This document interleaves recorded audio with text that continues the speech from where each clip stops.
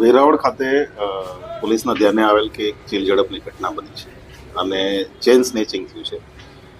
એમો એવી હતી કે પેસેન્જર તરીકે રિક્ષામાં બેસાડી અને ત્યાર પછી એમને વાતોમાં બોળવી, એમનો ચેન સેરવી લેવો અથવા તો ચેન ખેંચીને તોડી નાખવો અને ત્યાર પછી એ રિક્ષા જે છે એ પેસેન્જરને ઉતારી અને રવાના થઈ જાય.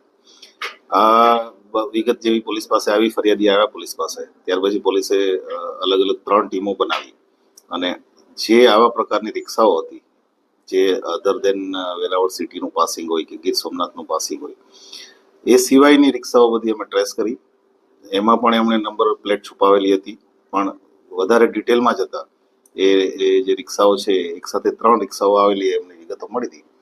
ત્યાર પછી અમે રાજકોટ આખી ગેંગ ટ્રેસ આઉટ કરી અને કુબલિયાપરા વિસ્તાર છે રાજકોટ સિટીનો, ત્યાં ગેંગ ઓપરેટ કરે છે. એના જે મેઇન સૂત્રધાર છે પ્રભાબેન છે અને એની સાથે બીજા ટોટલ